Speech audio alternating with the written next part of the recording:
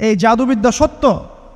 এবং এখনকার অনেক ভণ্ড যে কবিরাজগুলো বের হয়েছে, এরা জিনকে তাবে করে নিয়ে এই জিনদের মধ্য দিয়ে মানুষের মধ্যে জাদু ছড়িয়ে দিয়েছে, এবং এর ফলশ্রুতিতে বহু পরিবার ধ্বংস হয়ে যাচ্ছে। এই জাদুবিদ্যা সত্য। আরও একটা জিনিস সত্য, নবী সাল্লাল্লাহু আলাইহি ওয়াসাল্লাম বলেছেন ইন্না আইনাল হক, চোখের নজর সত্য। নবী করিম সাল্লাল্লাহু আলাইহি ওয়াসাল্লাম বলেছেন চোখের বদনজর সত্য। এই যে আমরা বলি ফেসবুকে এত বেশি ছবি দিয়েন না ভাই, ছবি তুলেন না, ছবি তুলেন না, বারবার যে বলি নিষেধ করি, কারণ কি জানেন? একটাই কারণ, বিকজ চোখ লাগাটা সত্য। মানুষের চোখ লাগে, এই কথা শুনলে অনেক মজুমদাররা হাসবে না? কথা বুঝতে পারেন নাই? কিন্তু এটা সত্য, কারণ নবী করিম সাল্লাল্লাহু আলাইহি ওয়াসাল্লাম যা বলেছেন সাদাকাল্লাহু ওয়া সাদাকা রাসূলুহুল কারীম, নবী যা বলেছেন, আল্লাহ যা বলেছেন চিরায়ত সত্য, এর বাইরে কোনো সত্য আছে? আচ্ছা দেখেন, আমি বললাম যে জাদুবিদ্যা সত্য। এই জাদুবিদ্যার চর্চা মানুষ করে, এখনও করে, এবং এই জাদু দিয়ে মানুষের ক্ষতি করার জন্য জিনের প্রয়োজন হয়, দুষ্ট জিন। এই জিনগুলোকে মানুষ তাবে করে মানুষের ক্ষতি করার চেষ্টা করে। দেখবেন এখন গ্রামে গঞ্জে শহরে সব জায়গায় ছড়িয়ে পড়েছে না? দেখবেন, খুব সতর্ক থাকবেন। আমি পরে সলিউশন বলছি আপনাদেরকে। আরেকটা বলেছি, নবী সাল্লাল্লাহু আলাইহি ওয়াসাল্লাম বলেছেন চোখের বদনজর এমন সত্য যে একটা উটকে এই রান্নার ডেকচির মধ্যে ঢুকাই ফেলতে পারে। আর একটা উট খুব সুন্দর ভালো, আপনি দেখছেন মাশাআল্লাহ বলেন নাই, নজর লেগেছে, উটটা মারা গেছে দেন, তারপর তাকে জবাই করে খেয়ে ফেলতে হয়েছে। একজন সাহাবী গোসল করছিলেন, গোসল, এটা হাদিস সহিহ, এই যে আলেম ওলামা যারা আছেন তারা জানেন যে এই হাদিস সহিহ। একজন সাহাবী গোসল করছেন, তার গায়ের চামড়াটা খুব সুন্দর ছিল, একদম স্কিনটা অনেক সুন্দর থাকে না এমন কিছু মানুষ? আচ্ছা, এখন আরেকজন সাহাবী এই গোসল দেখছেন দূর থেকে, দেখে বলছেন যে কি চমৎকার তার শরীরের রংটা, যেন কুমারী নারীর মতো, অনেকটা এমন একটা কথা তিনি বলেছিলেন। সাথে সাথে এই সাহাবী অজ্ঞান হয়ে পড়ে গেছে। কোন সাহাবী? যিনি গোসল করছিলেন। এটার আপনি কোনো ব্যাখ্যা দিতে পারবেন না তো, এখানে কোনো সায়েন্স দিয়ে বা মেডিকেল সায়েন্স দিয়ে আপনি কোনো ব্যাখ্যা করতে পারবেন না। একটা ব্যাখ্যা দিতে পারেন, কিন্তু কেন সেটা হলো সেটা আপনি অ্যান্সার খুঁজে পাবেন না। তো নবী সাল্লাল্লাহু আলাইহি ওয়াসাল্লামের কাছে নিয়ে যাওয়া হলো তাকে। তিনি বললেন যে এই ব্যক্তির ব্যাপারে কি কেউ ভালো মন্দ কিছু বলেছিল? তখন একজন সাহাবী বলেন হ্যাঁ, অমুকে বলেছে এর স্কিনটা অনেক সুন্দর, তোকে ডেকে নিয়ে আসুন। ওকে ডেকে আনা হলো। ডেকে আনার পর নবীজি তাকে অনেক শাসালেন, তোমরা তোমাদের ভাইদেরকে কি মেরে ফেলতে চাও? তখন এই সাহাবী তো অবাক, আমি আবার কখন মারতে চাইলাম ইয়া রাসূলুল্লাহ? আমি তো মারতে চাই নাই, আমি তো খালি বলেছি যে তার গায়ের রংটা অনেক সুন্দর। তখন তিনি বললেন, কেন তুমি সুবহানাল্লাহ বললে না, কেন তুমি মাশাআল্লাহ বললে না? যখন মাশাআল্লাহ বলবেন, সুবহানাল্লাহ বলবেন, নজরটা লাগবে না। আর যখন আপনি মাশাআল্লাহ বলবেন না, সুবহানাল্লাহ বলবেন না, দেখবেন নজর লেগে গেছে। আপনি বিশ্বাস করেন ব্যবসা খুব ভালো চলছে, মানুষ বলল যে বাহ তোর তো ব্যবসা হেভি, লালে লাল শাহজালাল, ঠিক আছে, দেখবেন আপনার কেনা বেচা বন্ধ হয়ে গেছে। এরকম হবে, আমার কথাটা বিশ্বাস করেন। এটা কিন্তু সায়েন্স প্রমাণ করতে পারবেন না, আল্লাহ এবং তার রাসূল বলেছেন, তার উপরে কোনো সত্য নেই। আছে সূরা কাহফ 29 নম্বর আয়াত পড়ে দেখেন, আল্লাহ পাক বলছেন ওয়াকুলিল হাক্কু মির রাব্বিকুম, সত্য সেটাই যা তোমার রবের পক্ষ থেকে আসে। ফামান শাআ ফালইউমিন, যার ইচ্ছা হয় বিশ্বাস করুক, ওয়ামান শাআ ফালইয়াকফুর, যার ইচ্ছা হয় সে অস্বীকার করুক। এই কারণে আমরা বলি ফেসবুকে এত বেশি ছবি দেওয়া, এই আই ওয়াশ করা, এই যে শোডাউন করা, হ্যাঁ, ইসলামের কিছু কাজ করলেন একদম মানুষকে না দেখাইতে পারলে ঘুম হচ্ছে না, এগুলো বন্ধ করেন, এগুলো বন্ধ করে দেন আল্লাহর ওয়াস্তে। অফলাইনে কাজ করেন, নিজেকে গোপন করার চেষ্টা করেন। যত বেশি মানুষের কাছে নিজেকে এক্সপোজ করবেন, কাজের বরকত কমে যাবে, কাজের বরকত কমে যাবে, চোখ লাগবে, নজর লাগবে। এবং চোখ লাগা বদ নজরে বহু আলেম আস্তে আস্তে মাঠ থেকে মাইনাস হয়ে গেছে না? যায় নাই? এখন কি আলেমদের সংখ্যা বেশি না কম? যত দিন যাবে আলেমের সংখ্যা আরও কমে যাবে। নবীজি বলেছেন আলেমদের সংখ্যা কমতে থাকবে, মানুষ জাহেলদেরকে আলেম বানিয়ে নেবে। তো প্রিয় ভাইরা, জাদুবিদ্যা সত্য, চোখের বদনজর সত্য, রাতের এই অনিষ্টগুলো সত্য, রাতের বেলা অনেক ক্ষতি আছে। এই জন্য নবীজি বলছেন বাচ্চাদেরকে বাইরে বের করো না, এবং তোমরাও রাত যখন গভীর হবে তখন এদিক ওদিক ঘোরাফেরা করো না। দেখবেন রাত যত গভীর হয় আমাদের শহরগুলো তত জীবিত হয়, তাই না? তাই না? রাত যত গভীর হচ্ছে শহর তত জীবিত হয়। চায়ের দোকানে আড্ডা বেশি, ওই সিনেমা দেখছে, টিভি দেখছে, ক্যারাম খেলছে, লুডো খেলছে, ঘুম নাই। ঘুম কখন? ফজরের আগে আগে। ফজরের নামাজ কিন্তু নাই, ফজরের ঠিক আগে আগে, আবার ওই যে জোহরের নামাজের সঙ্গে উঠতেছে। এখন আমাকে বলেন, এরকম জেনারেশনকে দিয়ে কি আসলে ইসলামের কোনো খেদমত হবে? আচ্ছা, নবীজি রাতের বেলা আর্লি ঘুমাতেন, আল্লাহ পাক আমাদের সবাইকে তাড়াতাড়ি ঘুমানোর তৌফিক দান করুন। হ্যাঁ, আপনি ইলম চর্চা করলে রাত জেগে থাকতে পারেন, আপনি যদি জ্ঞান চর্চা করেন রাত জাগতে পারেন, আপনি কোনো গবেষণা করছেন, নামাজ পড়ছেন বা কোরআন হিফজ করছেন, আপনি রাতের আর্লি উঠবেন, এটা আলাদা বিষয়।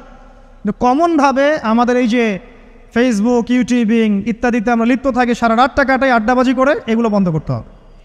এগুলো বন্ধ না করলে ফিজিক্যালি আমরা মানে সুস্বাস্থ্যের অধিকারী হতে পারবো না, সারা দিনটা আমাদের একটা কি বলবো অলসতার ভাবে যাবে এবং দিনের বেলা কাজগুলো ব্যাহত হবে। এতে করে আমাদের উম্মার এই পুরো বড় যে তরুণ প্রজন্ম আছে এদেরকে আপনি সম্পদে পরিণত করতে পারবেন না। তাই এই সিস্টেমটা চেঞ্জ করা দরকার। নবীজি রাতের বেলা এই সূরা বাকারার শেষে 3টা আয়াত তেলাওয়াত করতেন, আমরা করবো ইনশাআল্লাহ। ইনশাআল্লাহ। আরেকটা আমল বলে দেই, নবী করিম সাল্লাল্লাহু আলাইহি ওয়াসাল্লাম রাতের বেলা সূরা মুলক তেলাওয়াত করতেন। কোন সূরা এটা? কোন সূরা? তাবারাকাল্লাযী বিয়াদিহিল মুলক। কয়টা আয়াত আছে? 30টা আয়াত আছে। নবীজি বলেছেন সাল্লাল্লাহু আলাইহি ওয়াসাল্লাম যে এই সূরা আপনাকে কবরের আযাব থেকে বাঁচাবে ইনশাআল্লাহ। কবরের আযাব থেকে তো ভাই বাঁচা খুব সহজ নাকি? আমাদের মধ্যে এমন কেউ নাই, শোনেন, আমাদের মধ্যে এমন কেউ নাই আলেম জালেম মুফতি মুহাদ্দিস রাজনৈতিক নেতা পলিটিশিয়ান বিরোধী দল জাতি তারপরে যে সরকার দল যে আছে না কেন, কবরের শাস্তি ফেস করবে না এমন একটা মানুষও নাই, কেউ নাই পৃথিবীতে।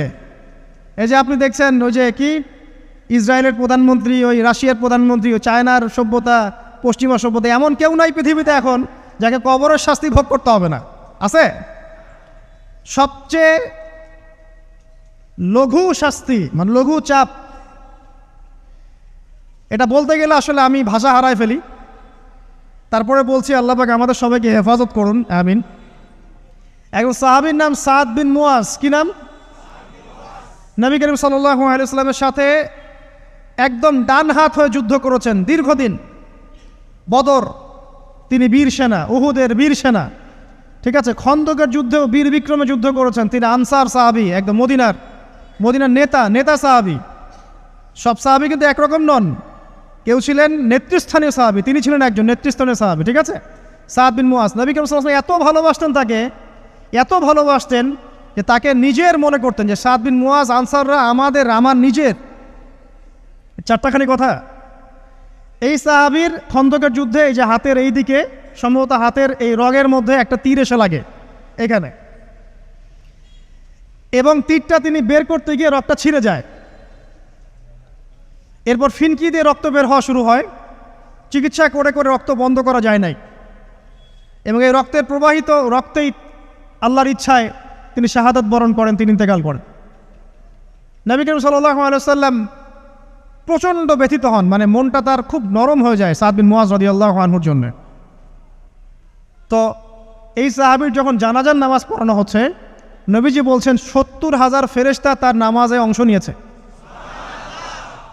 আর এই সাহাবীকে যখন কবরে শোয়ানো হয়েছে, নবী করিম সাল্লাল্লাহু আলাইহি ওয়াসাল্লাম পরে জানিয়েছেন কবরের যে মৃদু চাপ, সাদ বিন মুয়াজ রাদিয়াল্লাহু আনহুর কবরেও সেই মৃদু চাপ দেওয়া হয়েছে। আমি কি বুঝাতে পারলাম ভাই? আমাদের কোনো দাম আছে এখনকার পলিটিশিয়ানদের কোনো দাম আছে? এখনকার সমাজ নেতার কোনো দাম আছে? এখনকার সুদখোরদের কোনো দাম আছে? এই ঘুষখোর দুর্নীতিবাজদের কোনো দাম আছে? আমরা যারা কাঠমোল্লা হয়ে আছি আমাদের কোনো দাম আছে? সাদ বিন মুয়াজ রাদিয়াল্লাহু আনহু যদি কবরের শাস্তি তাকে না ছাড়ে, প্রশ্নোত্তর পর্ব তাকে না ছাড়ে, আমরা পার পাবো? নবী করিম সাল্লাল্লাহু আলাইহি ওয়াসাল্লাম বলছেন সূরা মুলক তেলাওয়াত করো রাতের বেলা, ইনশাআল্লাহ সূরা মুলকের তেলাওয়াত কবরের আযাব থেকে তোমাকে বাঁচান। আর আমাদের তো ভাই কবরে সবাই সাথে যাবে না, গার্লফ্রেন্ড যাবে না, বাপ মা ভাই বোন সবাই যাবে না। একজন ব্যক্তি সুদ খাচ্ছে, জিজ্ঞাসা করে দেখেন কেন খায়, বলবে তার সন্তানের জন্য খায়, তার বউয়ের জন্য খায়, তার মা বাবাকে দেখতে হবে তাই খায়, তাই না? একজন ব্যক্তি ঘুষ খায়, বলবে আমার পরিবারের জন্য খাই। একজন দুর্নীতি করছে, পুকুর চুরি করছে, বলবে দুর্নীতি করছে আমার পরিবারের জন্য খাই, পরিবার ভালো থাকবে। সবার একই এক্সকিউজ যে পরিবার যেন ভালো থাকে, আমার সন্তানরা যেন ভালো থাকে, আগামী প্রজন্মের জন্য কিছু রেখে যেতে পারি, তাই না? এরকম একটা মানুষও কি আপনার সাথে কবরে যাবে? আর এই বোকা মানুষ কেন বোঝে না যে আপনার কবরে আপনাকেই যেতে হবে? তাহলে আপনি কি কারণে অন্যের কারণে নিজের পরকাল নষ্ট করছেন? অন্যের সুখের জন্য আপনি আপনার পরকাল নষ্ট করছেন। সুদ খাচ্ছেন, দিব্যি মায়ের সাথে জেনা করছেন। আপনাদের এলাকায় নাকি সুদের সমস্যা অনেক বেশি। কয়েকটা হাদিস বলে দেই, আমি ওদেরকে আক্রমণ করতে আসি নাই, আমি শুধু তাদেরকে 3টে হাদিস শোনাতে এসেছি। 1 নম্বর হাদিস শোনেন। আল্লাহর নবী মুহাম্মদ সাল্লাল্লাহু আলাইহি ওয়াসাল্লাম বলেছেন, সুদের পাপের 73টা শাখা আছে। কয়টা? কোনো হাদিসে 70টাও আছে, কোনো হাদিসে 73টা আছে। বলছেন যে সবচেয়ে নিচের শাখাটা হচ্ছে, সুদের পাপের সবচেয়ে নিচের শাখা হচ্ছে যে যেন কোনো ব্যক্তি তার মাকে রেপ করলো, তার মাকে ধর্ষণ করলো। 1 দিরহাম যে ব্যক্তি সুদ খায়, সহিহ বুখারীতে আরেকটা হাদিস এসেছে, সে যেন 36টা মেয়েকে ধর্ষণ করল। আর আমি একটা কথা বানায় বলছি না, যদি বিশ্বাস না হয় কওমি মাদ্রাসা আছে, আলেম ওলামা আছে, গিয়ে বুখারী খুলতে বলেন, পড়তে বলেন, খালি একবার পড়তে বলেন, দেখেন যদি না থাকে তাহলে আমাকে এর সাথে থাপ্পড় দিয়ে যায়। যদি না থাকে হাদিস এটা, তাহলে আমার গালে একটা থাপ্পড় দিয়ে যায়। আর যদি থাকে তাহলে আল্লাহর রাস্তায় সুদ খাওয়া ছেড়ে দেন। কোনটা করবেন? চ্যালেঞ্জ করবেন? নবীজি বলেছেন, 1টা দিরহাম যে ব্যক্তি সুদ খায়, দিরহাম মানে কি? রৌপ্য মুদ্রা। এটা এখন দেখতে পারবেন না, জাদুঘরে আছে।